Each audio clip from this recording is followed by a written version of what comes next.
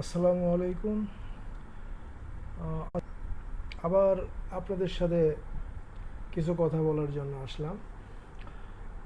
বর্তমানে সারা বিশ্ব যে বিষয়টার দিকে তাকিয়ে আছে সেটা হচ্ছে মধ্যপ্রাচ্য পরিস্থিতি।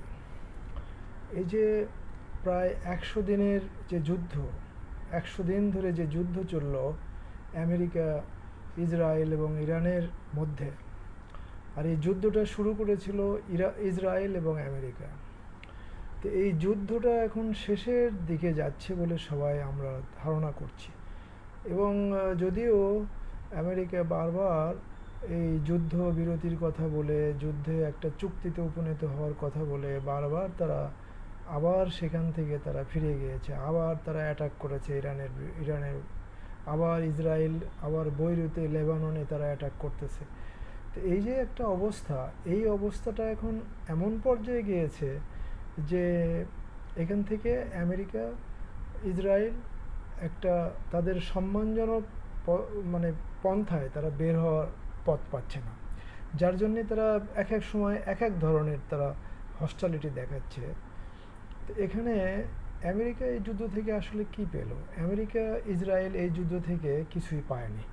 বরং আমরা যুদ্ধ গত জুন মাসে যে 12 দিনের যুদ্ধ হয়েছিল, সেই যুদ্ধের আগে, সেই ইরানে যে 12 দিনের যুদ্ধের আগে যে সারা ইরানে যে সরকার বিরোধী আন্দোলন চলছিল, একটা গোষ্ঠী, ছাত্রদের একটা অংশ, তারা রাস্তায়, বিশ্ববিদ্যালয়ের বিভিন্ন শহরে শহরে তারা সরকারের পতনের জন্য, ইসলামিক রিপাবলিককে ধ্বংস করে সেখানে আবার সেই রেজা পাহলেভিকে সেখানে নিয়ে আসার জন্য তারা আন্দোলন করেছিল। সেই আন্দোলনটা একেবারেই শেষ হয়ে গেছে। আমেরিকার এই আক্রমণ, ইরানের সাথে আমেরিকার যুদ্ধ, এবং যুদ্ধে ইরানের যে বিরোচিত যে বিজয়, সেই বিজয়ে ইরানি জাতি আজকে ঐক্যবদ্ধ হয়েছে। এবং এমনভাবে ইরানি জাতি আজকে তাদের গর্ব, অহংকার এবং তাদের ঐতিহ্য তারা এমনভাবে হস্তগত করেছে যে ইরানে আর সেই ইরানে ইসলামিক রিপাবলিকের বিরোধী গোষ্ঠী একটা টু শব্দ করার সাহস পাচ্ছে না। যে রেজা পাহলভি সারা ইউরোপে, আমেরিকায় চষে বেড়াতো এবং বিভিন্ন সময় সে লাইভে এসে ইরানে এসে ফিরে আসবে, ইরানে এসে আবার এসে তার দেশ শাসন করবে, সেই রেজা পাহলভি এখন আর লাইভে আসছে না, আসার সাহস পাচ্ছে না। তো এইটা হচ্ছে ইরান, এই আমেরিকার এই যুদ্ধ। আমি যেটা আমার আজকের আলোচনার যে টাইটেলে যে বলেছি, যে আমেরিকা ইসরায়েলের ইরানের উপর চাপিয়ে দেওয়া যুদ্ধ ইরানের ইসলামী বিপ্লবকে, এবং এই বিপ্লবের ফলে যে ইরানে ইসলামী প্রজাতন্ত্র ইরান, সেই ইরানকে আরও শক্তিশালী করে দিয়েছে। এই ইরান এখন আগামী 50 বছর, 60 বছর এই ইরানের জাতি এই ইরানকে ইরান আজকে, ইরান যে সামরিকভাবে ইরান যে সাফল্য লাভ করেছে সামরিকভাবে, এবং ইরান যে কূটনৈতিকভাবে যে তারা যে একটা দৃঢ়তা এবং অত্যন্ত বুদ্ধিমত্তার পরিচয় দিয়ে যাচ্ছে, এটা অত্যন্ত প্রশংসনীয়। ইরানের ফরেন মিনিস্টার, ইরানের রাহবার, তারা আসলেই তাদের এই আমেরিকার সাথে বা বিশ্বের যে কোনো দেশে তারা যে আলোচনা করছে সেখানে তারা সঠিক রাস্তায় আছে, দেশের স্বার্থ তারা কখনোই বিলিয়ে দেয়নি। এই দিক থেকে আমেরিকা এবং ইসরায়েল এই যুদ্ধ থেকে কিছু তো পায়নি, বরং আমেরিকা যে একটা সাম্রাজ্যবাদ, দ্বিতীয় বিশ্বযুদ্ধের পর আমেরিকার দর্প চূর্ণ হয়ে গেছে আজকের এই ইরান যুদ্ধের ফলে। এখন ইরান যুদ্ধের ফলে জিও পলিটিক্যাল ক্ষেত্রে পারস্য উপসাগরে কি হওয়া উচিত, মুসলিম দেশগুলো কি করা উচিত? এই যে এই পারস্য উপসাগরের যে মুসলিম উপসাগরীয় দেশগুলো যেভাবে মার্কিন সামরিক ঘাঁটি থাকায় যেভাবে তারা আক্রান্ত হয়েছে, আমি মনে করি এই সমস্ত দেশ আর ভবিষ্যতে এখানে মার্কিন কোনো সামরিক ঘাঁটি করার চেষ্টা করবে না। কারণ এই মার্কিন সামরিক ঘাঁটি তাদের তো কোনো নিরাপত্তা দিতেই পারে না, বরং তাদের অর্থনীতি ভেঙে দিয়েছে। আর যে আমেরিকা নিজেই ইরানের সাথে পারছে না, সেই আমেরিকা এই সমস্ত দেশগুলোকে কিভাবে নিরাপত্তা দিবে?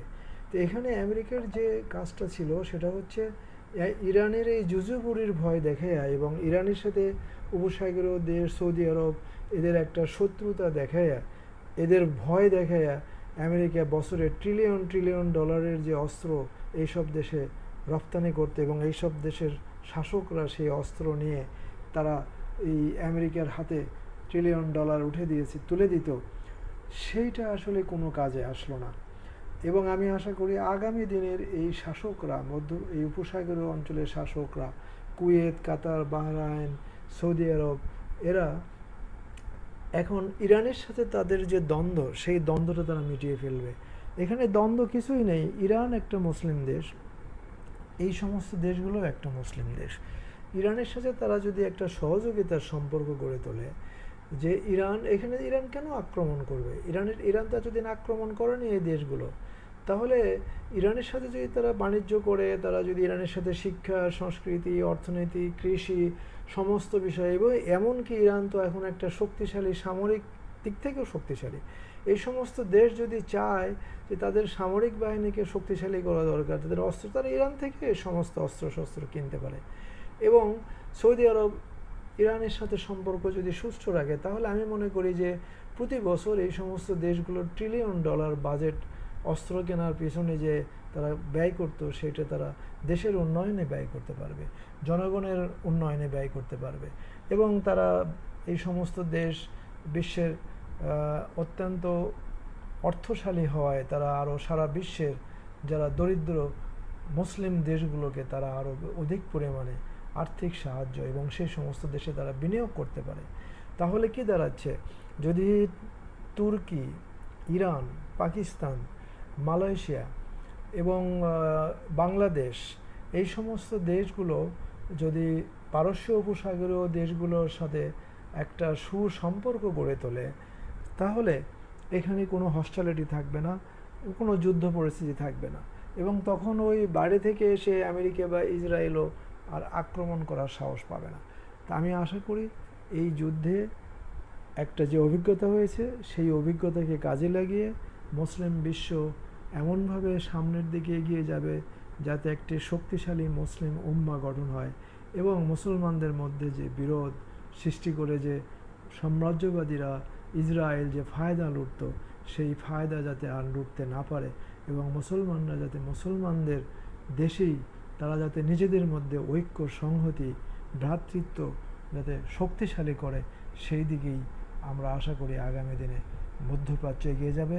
এবং এর মধ্য দিয়ে উপসাগরীয় দেশ ইরান এবং অন্যান্য মুসলিম দেশগুলো একটি শক্তিশালী প্ল্যাটফর্ম, ঐক্যবদ্ধ প্ল্যাটফর্ম গড়ে তুলতে পারবে। এই বলেই আজকে শেষ করছি। খোদা হাফেজ। বাংলাদেশ জিন্দাবাদ।